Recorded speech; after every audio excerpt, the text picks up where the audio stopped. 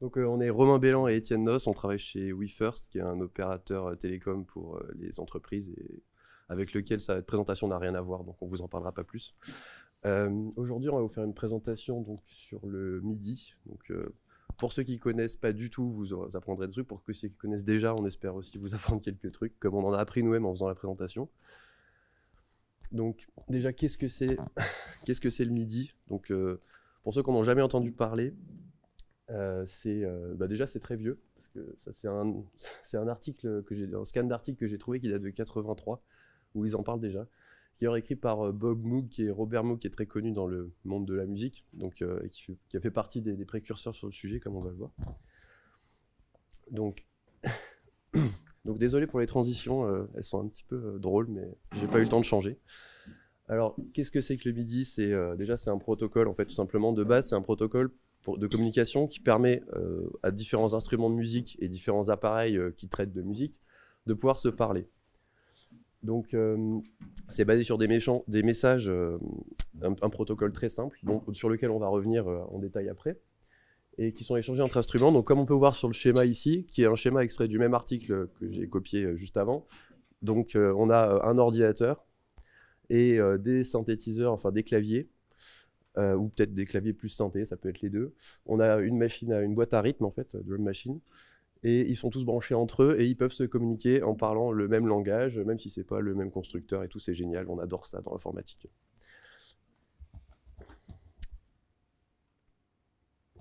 Donc c'est aussi le MIDI, c'est comme ça que la plupart des gens connaissent, c'est aussi un format de fichier. C'est comme ça que moi j'ai connu le MIDI au début, c'était quand j'avais téléchargé des MIDI sur mon ordinateur quand j'étais petit ou un truc comme ça. Et donc en fait le format de fichier MIDI, en fait c'est simplement, grosso modo c'est des messages MIDI du protocole qui sont sérialisés avec des petites en-têtes, un petit format, parce que c'est un fichier, c'est pas un protocole, enfin ça passe pas sur des câbles, donc c'est un peu différent. Donc notamment ça a connu un gros boom à l'époque où les gens toujours aimé se partager de la musique, même au début d'Internet. Mais sauf qu'au début d'Internet, on ne pouvait pas s'envoyer des MP3, ça n'existait pas, et des waves, avec les connexions, c'était pas possible. Donc si on envoie des petits messages sérialisés dans un fichier, ça utilise beaucoup, beaucoup moins de place, et donc on peut se partager de la musique. Et donc c'était très, très à la mode. À l'époque, c'est de là que datent la plupart des fichiers de MIDI qu'on trouve sur Internet. En fait, ils ont une bonne vingtaine d'années, hein, quand on regarde. Et donc c'est aussi, ce format de fichier, il est associé à l'idée que se font les gens, que le MIDI, c'est des vieux sons d'ordinateur, quoi. Parce qu'à l'époque, quand on lançait un MIDI, vu que c'est juste des petits messages, il n'y a pas de son dedans, comme on va le dire et le répéter, c'est pas du son. Et donc, il faut que le son soit produit par la machine sur laquelle est le MIDI. Le problème, c'est qu'avec un ordinateur et une carte son d'entrée de gamme du milieu des années 90, on imagine bien qu'on ne va pas faire de la synthèse merveilleuse, quoi. Donc, surtout sous Windows XP, apparemment, si on lançait un MIDI, c'était vraiment horrible. Genre, le bruit était vraiment dégueu. Donc c'est un peu associé au fait que bon, en fait, c'est une espèce de bruit d'ordinateur, mais en fait pas du tout, comme on va le voir plus tard. Donc je vais entrer rapidement, mais pas trop dans les détails sur le format de fichier. Donc en fait, c'est assez simple vu que c'est vieux, c'est ça qu'on aime bien. On a un header avec le nombre de pistes qu'il y a ensuite et des informations de division temporelle qui servent à interpréter en fait les infos de timing qu'on va avoir pour savoir parce que c'est pas un timestamp Unix, c'est pas des secondes, c'est des ticks MIDI, et donc pour pouvoir les interpréter, il faut savoir à quoi ça correspond et comment les transformer. Donc c'est dans le header. Ensuite, on a souvent une piste, bon, ça c'est un exemple, parce que c'est souvent le cas dans les vrais fichiers MIDI, on a souvent une piste vide avec juste des infos texte, avec quelqu'un qui a mis « ouais, c'est moi qui ai fait ça, c'est mon copyright, je sais pas quoi ». Et ensuite, on a des pistes avec donc le nom de la piste souvent aussi, et ensuite des messages MIDI et des messages méta qui sont spécifiques au format de fichier et qui ne passent pas sur les câbles MIDI, quoi. Donc des messages MIDI, c'est-à-dire des événements pour allumer les notes, éteindre les notes, etc. Mais ça, on va vous parler en détail plus tard. Et je ne sais pas si vous voyez très bien, mais tout en haut là, donc c'est dans Rose Garden, c'est un éditeur MIDI qui est assez connu sous Linux, ça fait d'autres choses. Je l'utilise pas trop personnellement, mais sauf qu'on on peut visualiser. Donc là, on voit une piste MIDI, donc on voit en fait les notes en fonction du temps. Et comme vous allez le voir dans la slide suivante, ça ressemble beaucoup à des trucs beaucoup plus anciens. Donc, comme je dis, un fichier MIDI, c'est pas du son. Donc, pour ceux qui connaissent pas trop, ça s'apparenterait plus à une partition, en fait. C'est-à-dire qu'en fait, on a les informations de tempo, de rythme, de notes, etc., qui sont encodées dans des messages, mais par contre, il n'y a pas de son. Et c'est un petit peu comme, à l'époque, ça c'est une partition pour piano électromécanique. Et donc c'était les pianos qui jouaient tout seuls. Et en fonction des perforations dans la feuille, ça joue telle ou telle note. Ben, le MIDI, c'est un peu ça, c'est des notes en fonction du temps. Et en fonction de la note, on les joue.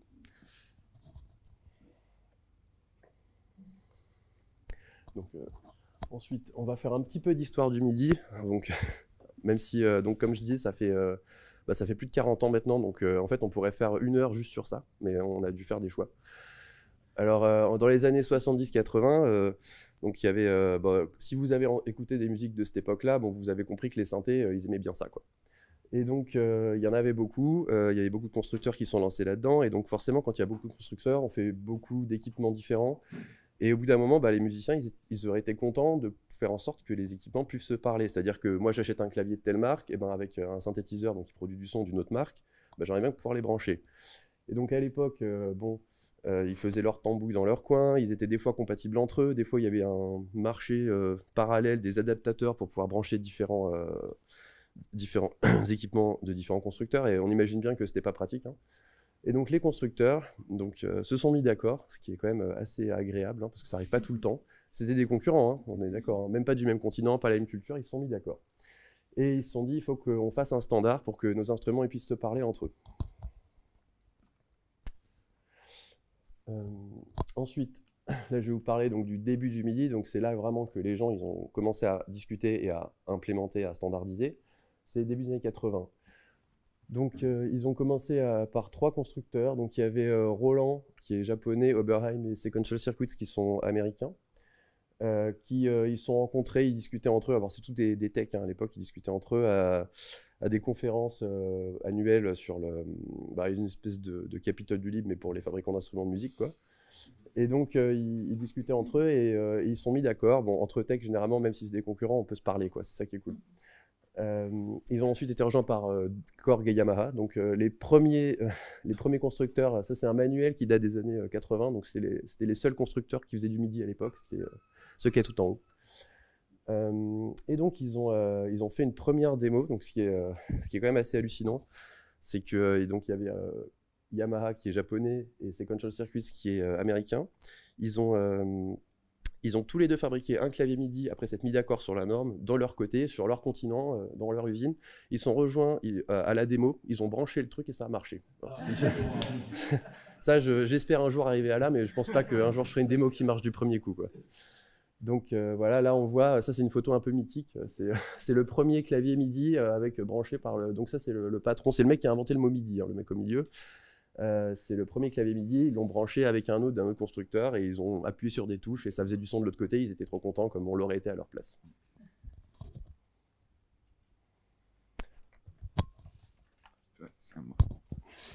Alors, du coup, le MIDI, il y a eu après une standardisation donc, qui a été faite. Le plus gros effort de standardisation, donc ça va être en 91 avec General MIDI. Donc, dans la normalisation, il y a la polyphonie. En fait, il faut imaginer que à l'époque, au tout début des années 80, donc 10 ans avant, et même encore là, la plupart des synthétiseurs sont monophoniques. Monophoniques parce qu'en fait, ils sont analogiques pour une grosse partie, même si dans les années 80, on a commencé à en voir d'autres. Mais ils sont analogiques, c'est-à-dire que du coup, c'est vraiment des transistors qui font le son, et donc un oscillateur qui fait une sinusoïde, et puis ensuite, tu travailles ta sinusoïde, tout ça. Et en fait, ça fait qu'un seul son, c'est déjà beaucoup. Et donc, la polyphonie, c'est énorme à cette époque-là. Et donc, déjà, pouvoir produire 2 sons différents, c'est pas rien.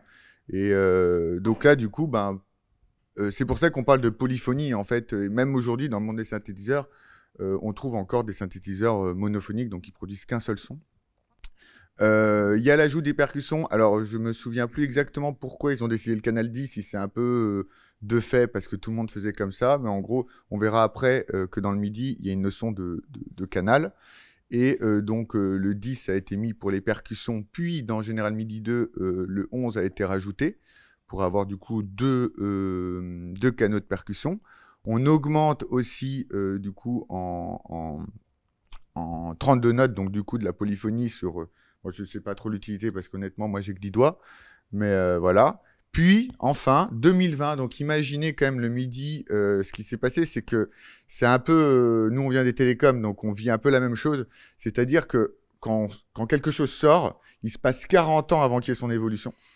Bah là, le MIDI, c'est pareil. Mais si on a attendu 2020 pour le faire, c'est que finalement, malgré son âge et les petits défauts qu'on va voir vis-à-vis de son âge, on n'en a pas eu besoin. Alors, la présentation, nous, on montre que MIDI 1.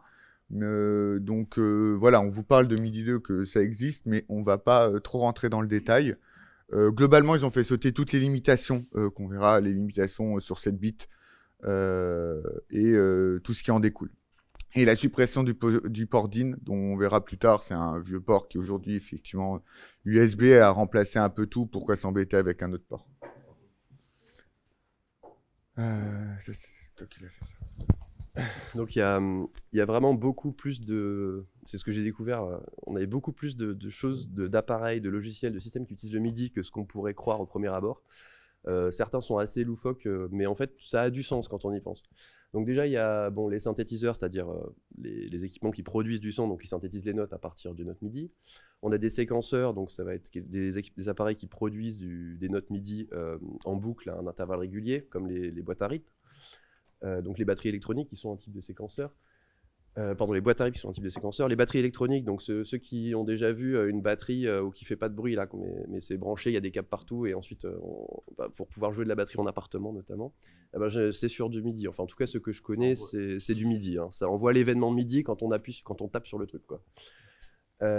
Et donc les stations de travail audio numérique qui internent un peu chiadé pour dire les logiciels pour travailler le son quoi. Comme Ardour, comme il y a Ableton. Ouais bon. Voilà, c'est pas libre, on n'en parle pas. Et on l'utilise pas. Donc il y a aussi les pédales de boucle, c'est-à-dire les pédales que si vous avez fait de la guitare ou de la basse ou des choses comme ça, vous avez souvent vu les pédales où on peut appuyer sur une touche, ça enregistre une boucle et ensuite on la rejoue en boucle et on peut jouer par-dessus. Et ben ça, on peut aussi les contrôler en MIDI, enfin pour certains modèles en tout cas. Pour d'autres appareils, c'est un peu moins évident, mais en fait quand on y pense, si. Donc les systèmes de karaoké, notamment ceux qui sont en Asie de l'Est, ils utilisent pas mal de MIDI. Il y en a beaucoup qui sont basés sur le MIDI, c'est-à-dire qu'en fait, les pistes de karaoké, donc quand on va chercher dans son menu, en fait, c'est un fichier MIDI dans lequel il y a donc les notes, mais en plus, vu qu'on peut mettre des métadonnées, il y a aussi les paroles. Donc en fait, ça suffit pour du karaoké. Et en plus, j'imagine que ça évite aussi des problèmes de copyright de mettre le vrai son derrière, hein, et en plus, le vrai son derrière, il faudrait enlever les paroles, enfin bref. Et puis les pédales d'effet, bon ça je m'y attendais pas, mais les pédales d'effet de guitare, comme il en a une bosse, un gros truc gris, et en fait si tu envoies des messages MIDI, tu peux choisir les effets au lieu d'appuyer sur les boutons avec tes pieds, ce qui est pas mal en fait, parce que donc, à partir du moment où c'est avec des messages, on peut le faire avec un ordinateur, on peut l'automatiser, c'est génial. Et donc il y en a certains qui sont très inattendus. Donc les systèmes de pyrotechnie, donc ça est utilisé parfois pour déclencher les feux d'artifice. Hein, pourquoi pas. Et j'ai donc le premier constructeur de carillon français, donc Baudet, je suis tombé sur leur site et ils proposent un système de carillon pour église avec un clavier MIDI et des mélodies MIDI préenregistrées. Donc les notes MIDI vont faire bouger les cloches et tout. Et ils vendent le clavier MIDI avec, donc ça ressemble à ça et on peut appuyer sur les touches, ça fait bouger les carillons. J'aimerais bien faire ça un jour personnellement.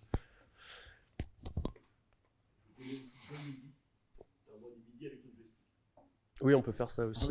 On peut faire ce qu'on veut. Donc là, si on rentre un peu, qu'est-ce qu'un message MIDI? Donc en gros, le MIDI, de par son âge, est assez court. Parce qu'en gros, il y avait deux choses importantes sur le MIDI. De un, au début des années 80, mine de rien, un microprocesseur, c'est pas le truc le plus courant du monde. Et surtout, c'est des trucs qui aujourd'hui, on n'utiliserait même pas ça pour notre fer à repasser. Et surtout, ça doit être temps réel. Parce qu'effectivement, on veut qu'on appuie sur la touche, le son arrive tout de suite. Donc du coup, c'est des messages courts. Les messages MIDI sont catégorisés en 3 types. Donc le statut byte, c'est ce qu'on pourrait dire le nom de la commande. Donc il y a 3 catégories. Il y a les catégories voice. Donc les catégories voice, ça va être tout ce qui est appuyer sur une touche, faire tourner un encodeur ou potentiomètre, comme vous voulez l'appeler, ou des événements en gros où on s'attend à produire un changement dans le son. Et donc ceux-là sont toujours en fait donc dans l'octet 0, vous avez les bits de poids fort qui vont donner le nom de la commande et ceux de poids faible qui vont donner le canal MIDI. Et donc ça, c'est la première limitation qu'on va trouver en MIDI. Bah, vu qu'on n'a que 4 bits pour les canaux, et ben en MIDI, il n'y a que 16 canaux possibles. Par contre, il y a plus que 16 commandes, parce que du coup, il y a un certain nombre de commandes, les commandes système, les commandes temps réel, où on n'a pas besoin en fait de canaux. Donc du coup, en vrai, on va dire qu'il y a peut-être une quarantaine de commandes en tout. Ensuite, donc les commandes de type voice sont toujours en 3 octets, donc ils peuvent être utilisés pour tout. Là, dans notre exemple, donc c'est note on. Note on, on attend quoi? La note number pour voilà, si c'est un la, si c'est un do, si c'est ce que vous voulez. Et la vélocité. Donc la vélocité, pour ceux qui ne voient pas ce que c'est donc là on montre avec un clavier, mais il faut imaginer qu'avec n'importe quel instrument, c'est ça. La puissance à laquelle on veut que la note sorte. Les commandes, alors il y a des commandes d'un seul octet, c'est souvent les commandes real time. Donc c'est des commandes un peu spéciales où là c'est un seul octet, ça sert, on va dire, pour tout ce qui est tempo. Donc là, en exemple, on voit la clock, start et stop. On vous expliquera un peu plus comment ça fonctionne le tempo juste après. La roue du tempo, ouais, c'est pour ça. C'est pour ça que je dis que... La vélocité, c'est comme le volume. En fait, ça peut être traduit. Ça pourrait... En fait, c'est de base dans l'aspect, c'est plutôt la force avec laquelle on appuie sur la touche, la vitesse. Mais après, en réalité, vu que c'est une information numérique, il y a certains qui choisissent par exemple, de moduler le son d'une certaine manière avec. En fait, on en fait ce qu'on veut. Mais là, c'est pour traduire la force avec laquelle on appuie sur la touche du piano au départ. Hein. C'était ça l'idée. Et dans le cas du piano, effectivement, c'est la puissance. Mais pour une batterie électronique, ça va être la force avec laquelle on a tapé avec la baguette, quoi. Donc, pour la conversion du MIDI parce que donc du coup, c'est des valeurs entre 0 et 127, oui, parce que du coup, je ne l'ai pas dit à la slide d'avant, mais on utilise des octets, mais en vrai, il n'y a que 7 bits sur les octets qui sont utilisables, sauf pour les commandes statut. Donc, du coup, pour la conversion, en fait, ce qui se passe, c'est que le MIDI n'impose pas le son produit par rapport à sa valeur. C'est un choix que chacun fait. Justement, pour les percussions, on ne veut pas une note, on veut le type d'objet sur lequel percussif. Donc, en général, 90% de la musique qui est produite dans le monde utilise donc, c'est la notation occidentale, donc ce qu'on appelle la gamme tempérée. Donc, globalement, il y a un petit calcul à faire pour retrouver. Donc, vous avez sûrement déjà entendu dans votre vie parler du La 440. Et donc, effectivement, c'est la référence standard en MIDI. C'est la note numéro 69. Et donc, c'est pour ça que dans la formule, vous voyez... Alors, pourquoi 12 ? 12 parce que de Do à un autre Do, donc une octave, il y a 12 notes. 69 parce que la 440 est en 69. Donc, voilà, vous voyez à peu près pourquoi la formule est faite comme ça. Donc, puisque le MIDI, au départ, est quand même un peu pensé par rapport au piano, au clavier... sur un clavier 88 touches standard, la note la plus basse est un La, inscrit La0, donc c'est pour ça que c'est la note MIDI 21, mais en soi on peut aller en dessous. Hein. La note la plus haute à droite d'un clavier, c'est un Do, et donc du coup c'est la note numéro 108. Mais encore une fois, dans la standard MIDI, il est dit, donc sur le canal 10 et 11, comme on vous disait tout à l'heure sur les percussions, que du coup, il y a des numéros qui correspondent à un objet percussif. Donc, le Charleston, si vous voyez une batterie, c'est le truc qu'ils ont où qui s'ouvre et qui se ferme comme ça et on tape. Et donc, par exemple, le numéro 46, c'est on a fermé le Charleston, donc les deux cymbales sont fermées et on tape dessus. Le 69 étant le triangle. Donc, ouais, je fais juste le bout de chandelle et après je file. Et du coup, donc, là, vous voyez, il y a une vraie limitation dans le MIDI, mais parce que c'est à une autre époque. 7 bits, donc du coup, on peut avoir que des valeurs entre 0 et 127, ce qui est, aujourd'hui, ça paraît très limité, mais bon, voilà, il faut revoir les conditions de l'époque, et puis bon, bah, finalement, déjà, avoir 127 possibilités sur la puissance sur laquelle on piano, c'est quand même déjà pas trop mal, surtout qu'à l'époque, on n'avait pas forcément des claviers extrêmement précis. Alors, il y avait une fonction pour faire des shorts en MIDI, mais donc du coup, ben, le short, il fait pas 16, il fait 14. mais ça donne 16 000 possibilités, ce qui est déjà pas trop mal. Et donc, on a vu souvent 3 octets avec un certain nombre d'exceptions. Donc à l'époque, oui, c'est vrai que de notre point de vue, bon, ça fait vraiment limité. Mais il faut voir que donc, à l'époque, on était sur les premiers microprocesseurs. Et en plus, on veut faire un truc qui se rapproche du temps réel. Donc, bon, faut faire des compromis, quoi. Donc, c'est d'ailleurs le fait d'avoir uniquement 7 bits par octet qui sont utilisés et que le bit de poids fort, en fait, c'est utilisé comme un flag. Et donc, on peut traiter octet par octet et le processeur, il n'a pas besoin de faire beaucoup de trucs. Il voit juste son octet, il voit que s'il y a un flag et il peut déjà savoir beaucoup de choses sur le message qu'on lui envoie. Donc, à l'époque, donc le directeur de l'ingénierie de Oberheim, donc un constructeur de synthétiseurs et de claviers, je ne sais pas s'il existe toujours, je ne me suis pas renseigné ou s'ils se sont fait absorber. Donc il disait que déjà, à cause du timing sur le canal de transmission physique, il faut 320 microsecondes pour transmettre un octet. Donc il dit si tu fais, donc t'appuies sur une touche, c'est 3 octets. T'envoies un message comme pour faire varier la pression de la touche, donc c'est à chaque fois 3 octets de nouveau. Et donc on peut direct accumuler déjà quelques millisecondes de retard. Et ensuite, il faut encore que le vieux CPU de faire repasser, il traite ces octets. Et donc lui, le directeur de l'ingénierie chez un fabricant d'instruments de musique, on imagine bien que lui, les musiciens professionnels qui vont acheter ces instruments, s'il y a un délai audible entre le moment où on appuie sur la touche et le moment où ça se produit, ils vont dire bah non, je ne vais pas prendre ça, je vais prendre chez quelqu'un d'autre. Donc c'était quand même quelque chose de complexe et un peu à la limite de ce qu'on pouvait faire à l'époque en fait. Même si de nos jours, voilà, ce machin-là, il peut faire du MIDI plus routeur Wi-Fi plus machin en même temps, alors qu'il fait cette taille, quoi.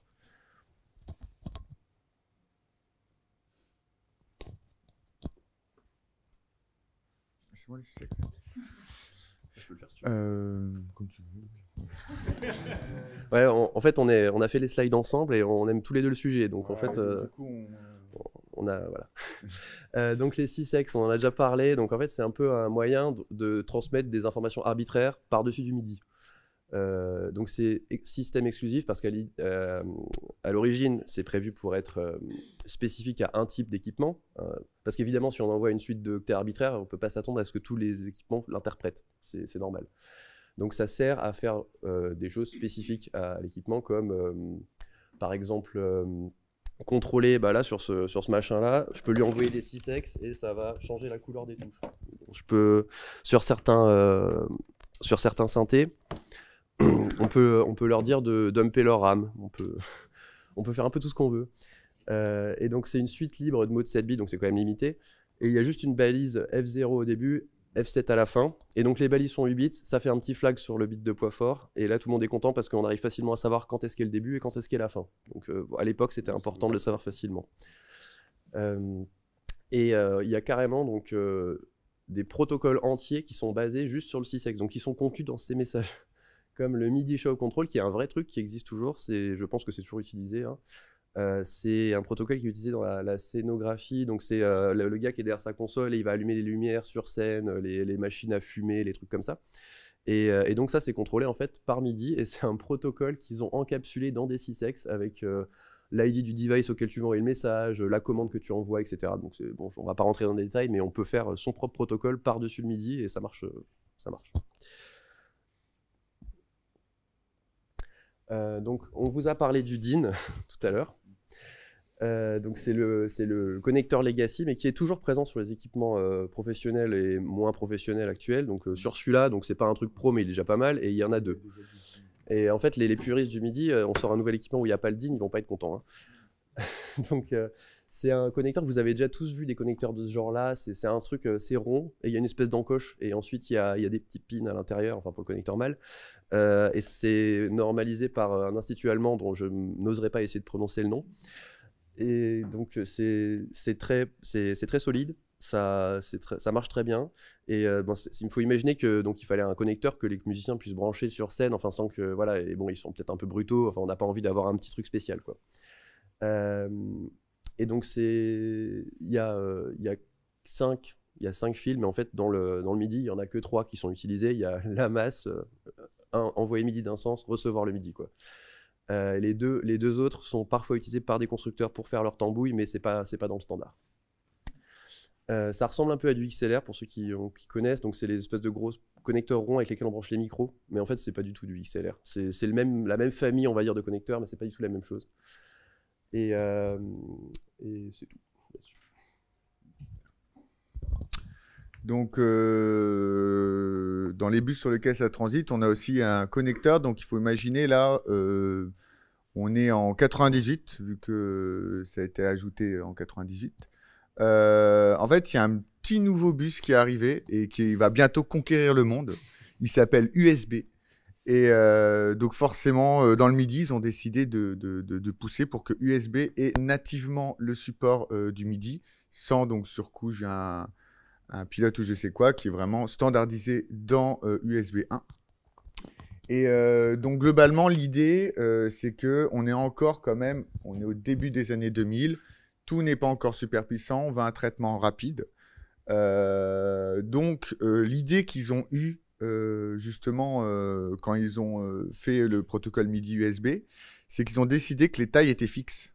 Donc en fait, ils envoient toujours 4 octets. Donc, il faut que le message MIDI soit à l'intérieur. Mais comme on vous a dit, il se trouve que les messages MIDI, eux, ne sont pas toujours fixes. Ils sont souvent de 3 octets, mais pas toujours.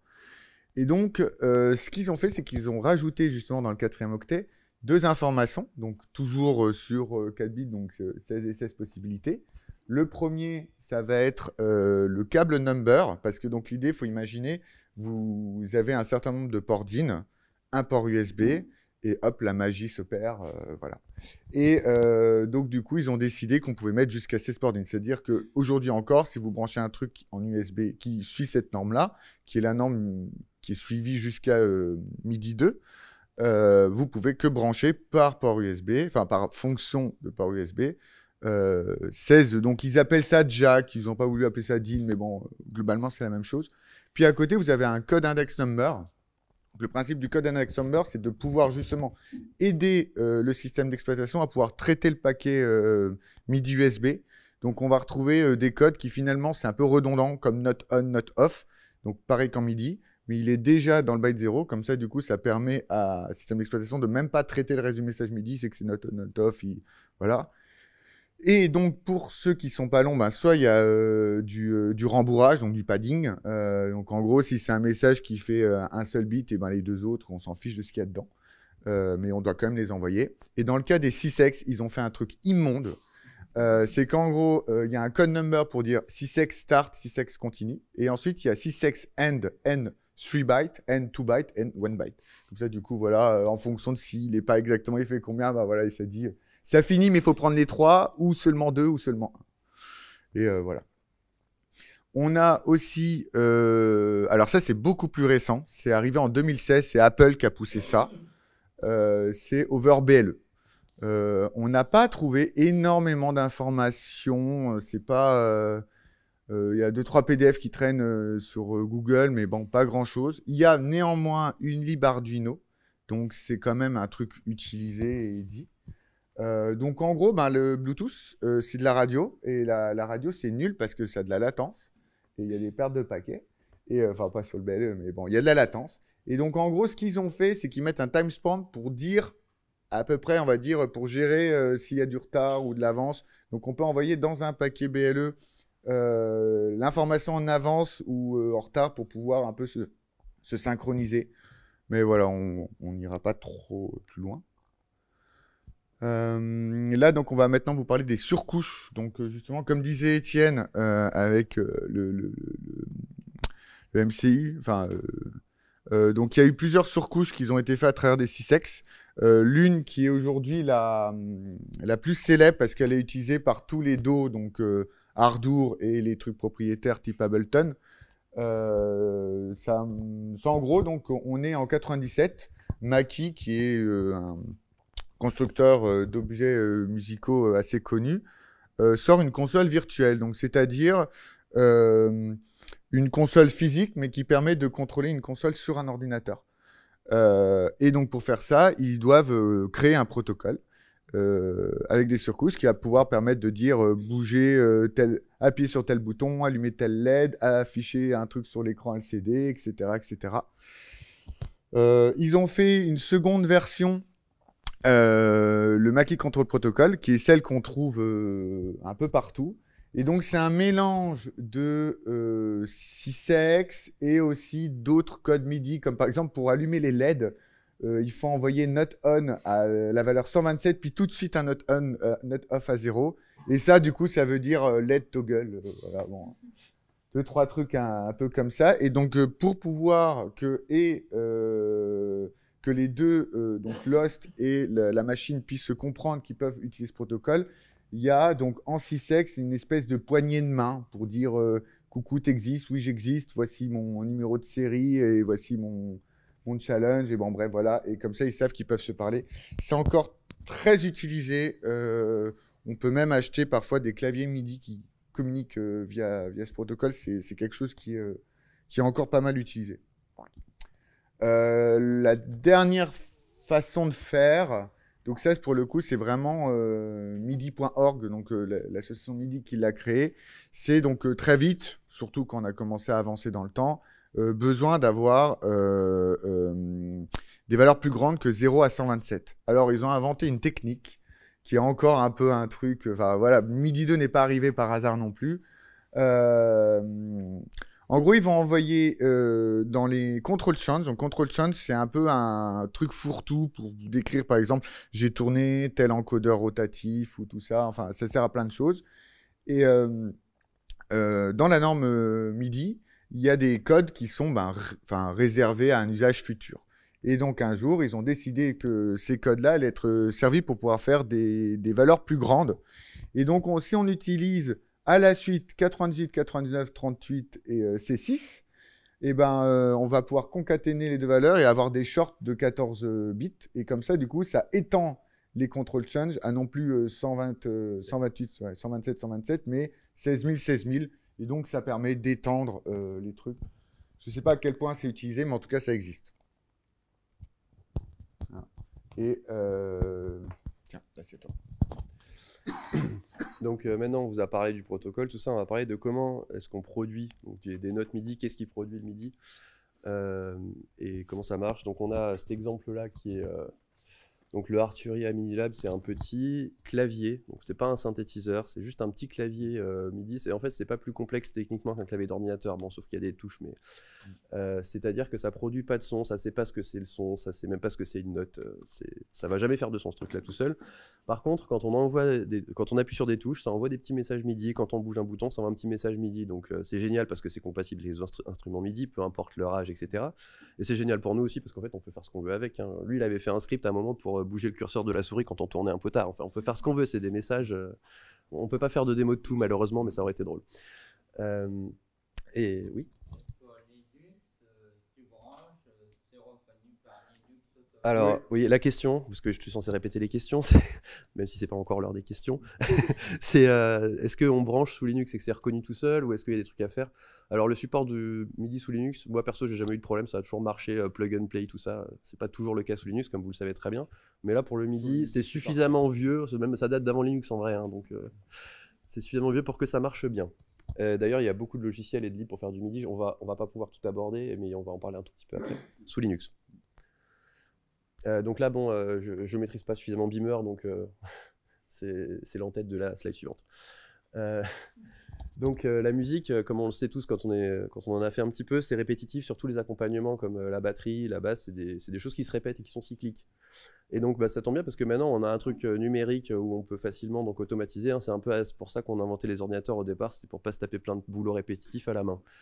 Eh ben, c'est pour ça aussi qu'on utilise le MIDI avec des séquenceurs et des boîtes à rythme. C'est-à-dire qu'en fait, là, comme un exemple, donc ça c'est un des premiers séquenceurs MIDI qui est le TR-909 qui est assez connu, et surtout son ancêtre, le 808 qui est encore plus connu.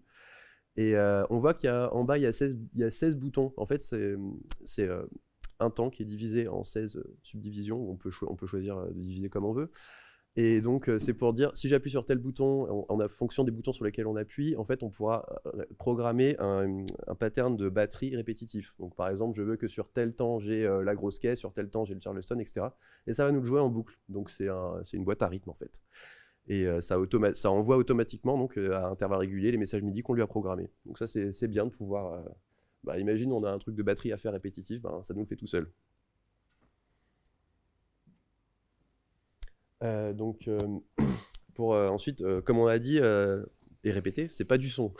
Donc, il faut transformer les messages en son. C'est pour ça que d'ailleurs, on appelle ça des synthétiseurs. C'est l'origine, en fait, c'est parce que ça synthétise, c'est de la synthèse, en fait. Quand on a une information et qu'on synthétise du son, on produit du son à partir de cette information, c'est ce qu'on appelle la synthèse audio.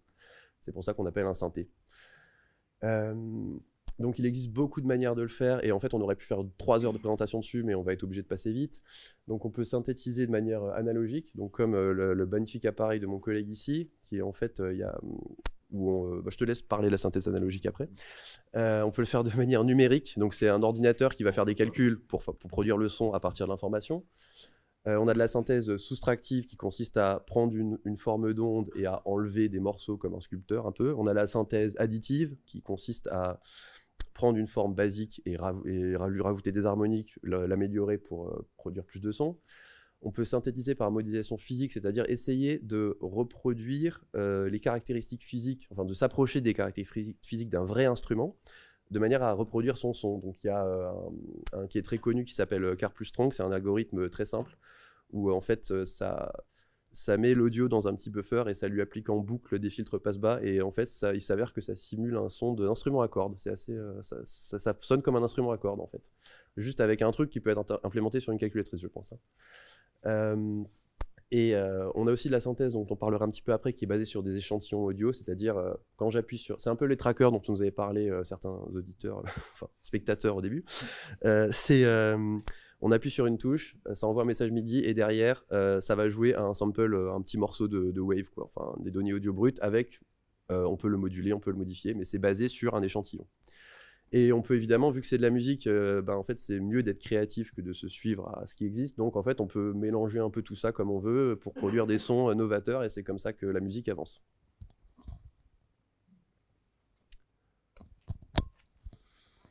Donc là, par exemple, donc, il est ici, on le montrera un petit peu tout à l'heure, enfin, il va jouer un peu. Donc ça, c'est typiquement un synthétiseur donc, additif. Donc, on va aller très très vite parce qu'on présente le MIDI et pas les synthétiseurs. Donc en gros, comment ça fonctionne un synthétiseur? Il y a des oscillateurs qui vont faire un son, donc une sinusoïde. Là par exemple, lui il en a plusieurs, il peut faire des signaux carrés, des signaux, plein de formes. Et le principe, ça va faire donc du coup de mixer tout ça pour justement forger sa forme. Et il va avoir aussi des oscillateurs basse fréquence. Donc l'oscillateur basse fréquence, ça s'appelle un LFO. Très clairement, c'est quand vous écoutez une musique et il y a la note, quand elle reste comme ça fait... Bah, ça, c'est le LFO qui fait ce truc. Un mixeur, vous savez ce que c'est un mixeur. Donc un filtre, globalement, c'est le filtre, ça va être justement... En fait, on va créer tellement d'harmoniques avec les signaux carrés. Vous voyez, les signaux carrés, c'est un son très particulier qu'on reconnaît tout de suite. Hein, les trucs 8 bits, là, tout ça, et donc, du coup, parfois, on va vouloir appliquer un filtre pour le rendre un peu moins agressif aux oreilles. Et donc, ça va servir à ça, les filtres. Ensuite, les enveloppes. Donc, en gros, le principe de l'enveloppe, ça va être...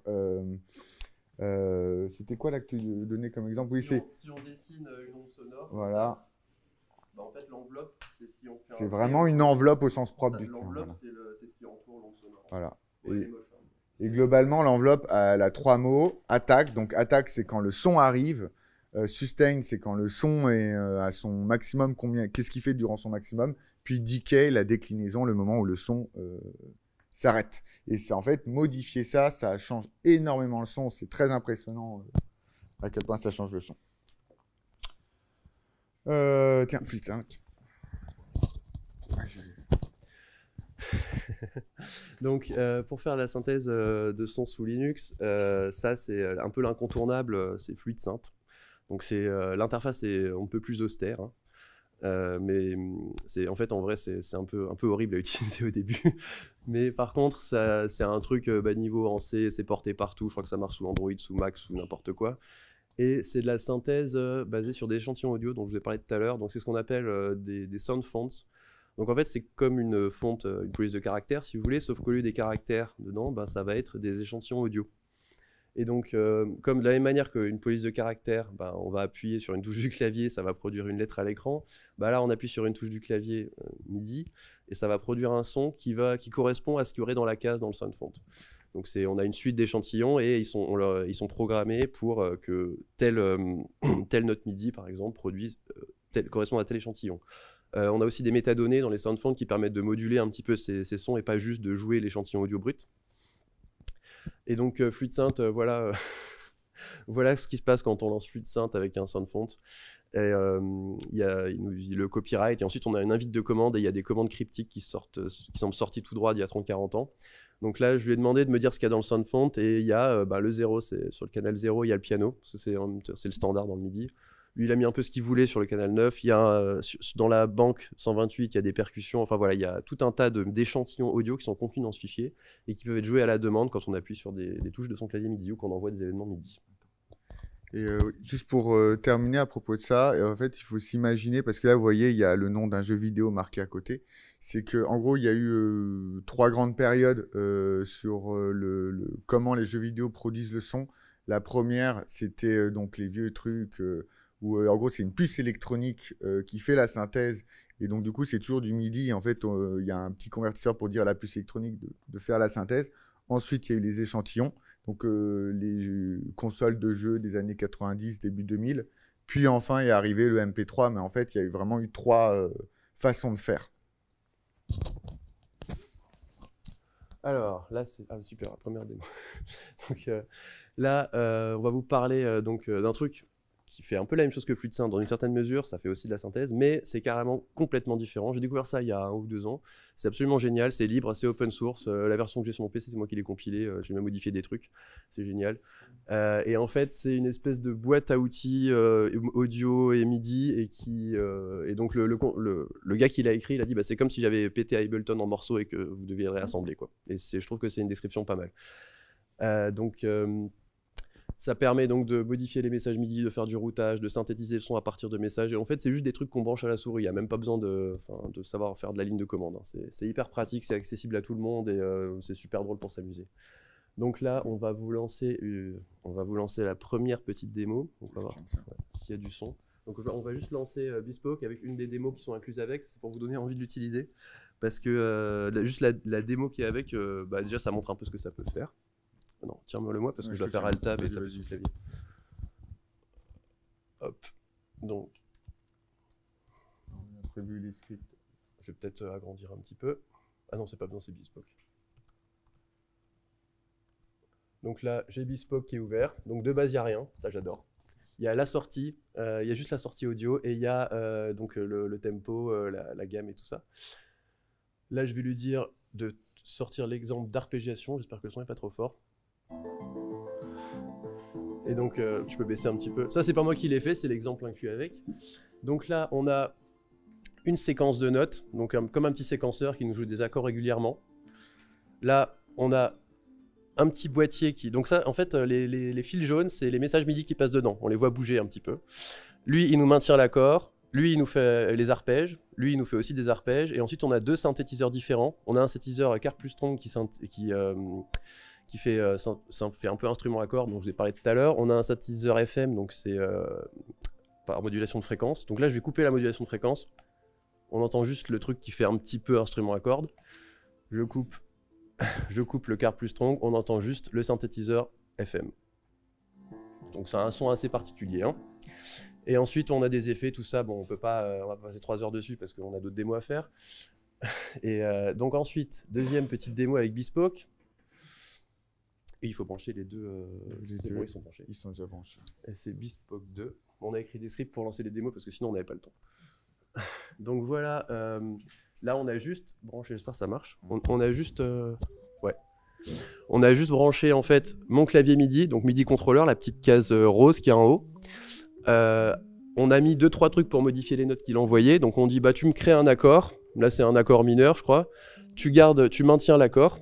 Et ensuite, tu fais des arpèges avec, et ensuite, tu l'envoies au synthé de Romain, donc c'est le synthé qui est là. Voilà, et là, il ne faut pas laisser Romain trop s'amuser, parce que sinon, on n'a pas fini. Mais c'est très drôle à faire. Et donc, voilà, juste avec 2-3 trucs, là, on a l'impression presque qu'il sait faire de la musique, en fait, il sait en faire, mais là, il n'a rien fait, il a juste appuyé sur une touche. Hein. Vous voyez les notes sur lesquelles j'appuie, on les voit là. J'appuie sur un B, là, j'appuie sur un C, on voit marquer C. Et il joue l'accord. Voilà, et vu qu'il ne nous reste pas beaucoup de temps, on va arrêter ça. Là, il faut que tu rebootes ton truc. Voilà, à toi, boss, c'est presque la fin, ça tombe bien. Ouais, c'est presque la fin, on devrait être dans les temps. Donc, le temps midi. Le temps midi, c'est un peu compliqué dans le sens où ils ont laissé une... comme un peu pour le reste des choses, une totale autonomie sur ce qu'on fait avec.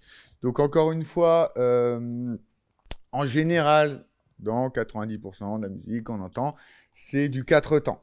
Donc, dans Général Midi, on parle de pulse per quarter note, parce que justement, c'est du quart de temps. Mais en vrai, on peut faire un peu ce qu'on veut. Mais voilà, la norme décrit surtout ça, vu que c'est un cas le plus fréquent.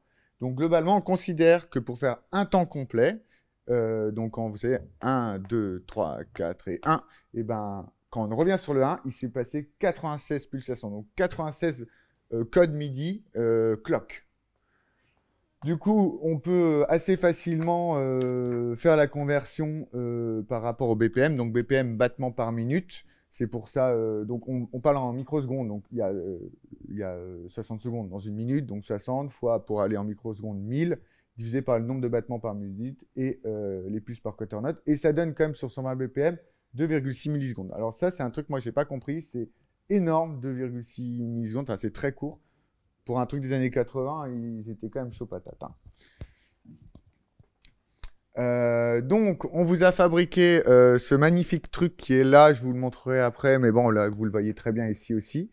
La roue du tempo.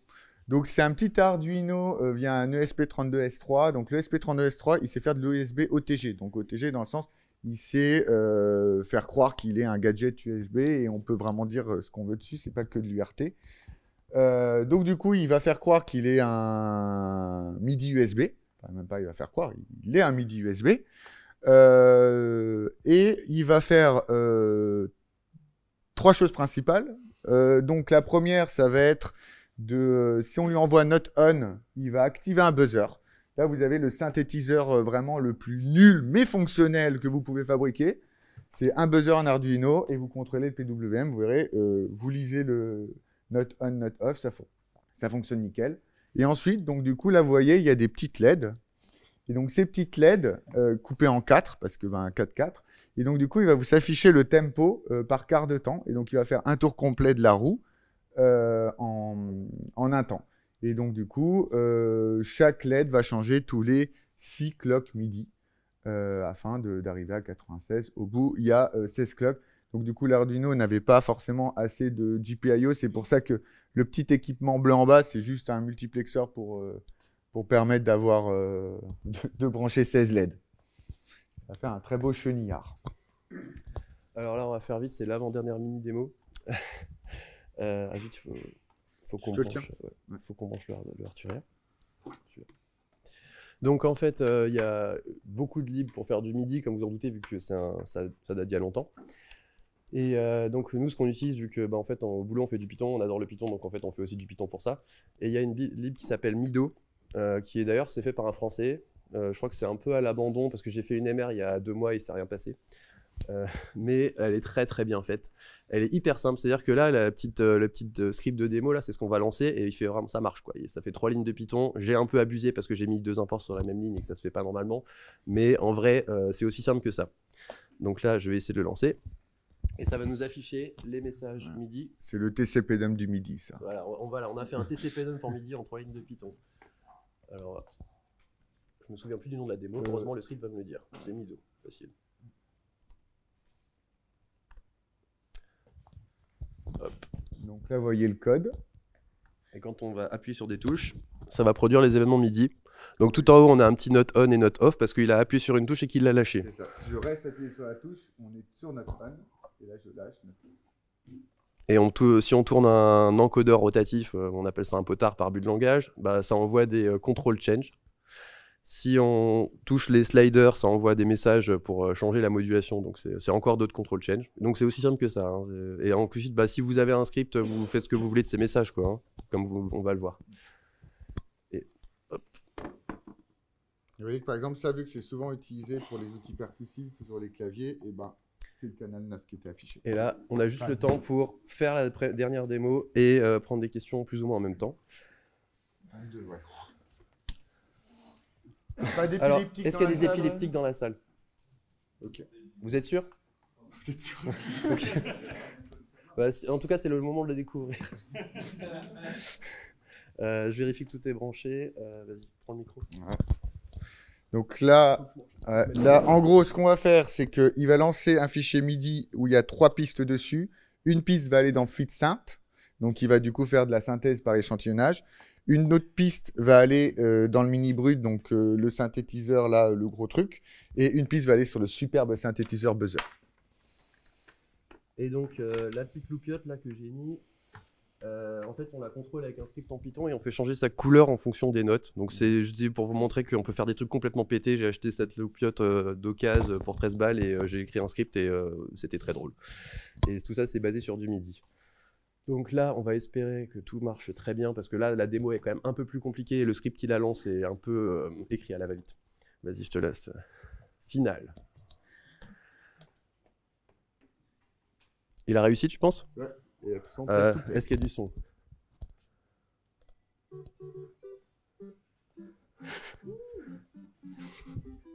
Donc voilà, là, vu que c'est la démo et que ça fait du bruit, si vous avez des questions, c'est le moment.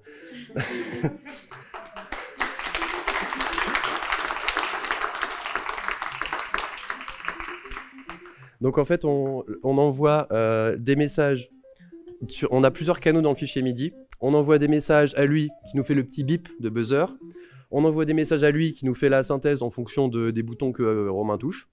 Et on envoie aussi des messages à lui que quand il reçoit un note on, un note off, il fait un calcul, il vérifie l'octave, il vérifie la vélocité et en fonction, il fait varier la couleur. Oui, désolé, en fait, il faudrait que je mette un truc devant, je pense. Voilà. En fait, j'aurais dû tuner le truc pour qu'il fasse moins de luminosité, mais bon, c'est pas grave. Donc voilà, si vous avez des questions, c'est le moment. Et si vous avez des commentaires, des remarques, s'il y a des trucs qu'on n'a pas dit, n'hésitez pas. Oui.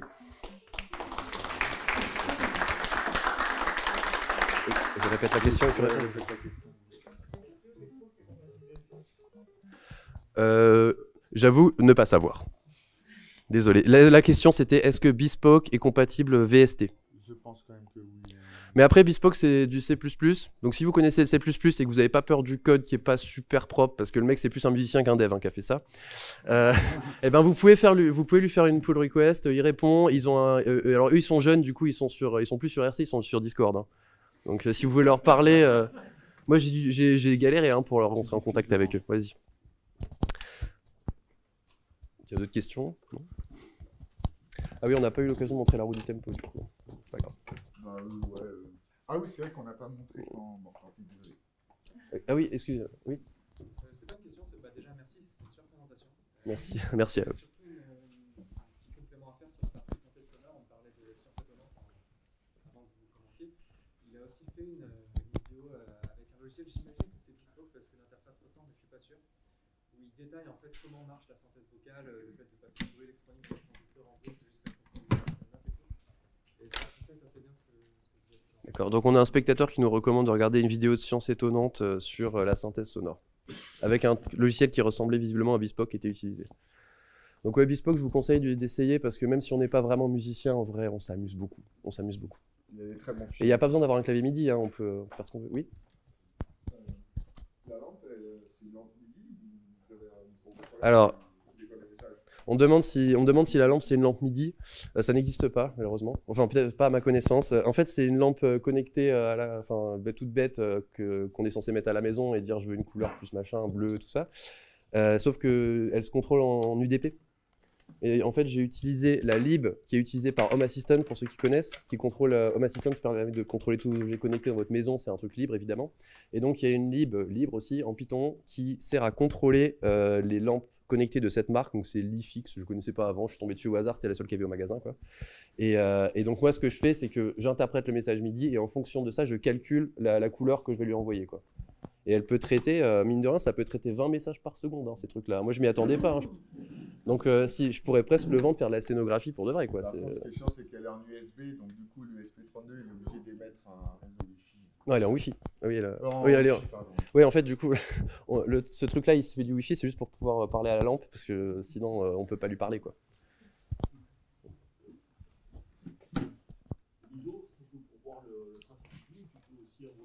Oui, alors, on demande si Mido, oui, c'est la dernière question, du coup, on demande si Mido, c'est pour voir le trafic MIDI, ou on peut envoyer. Alors, la démo, pour des questions de temps, on a juste reçu, mais en fait, Mido permet, il a toutes tes classes pour décrire les messages MIDI, il fait de la validation sur les données qu'on met, on peut mettre des sysex, etc. En fait, on peut tout faire, tout ce qu'on peut faire en MIDI, on peut le faire avec Mido.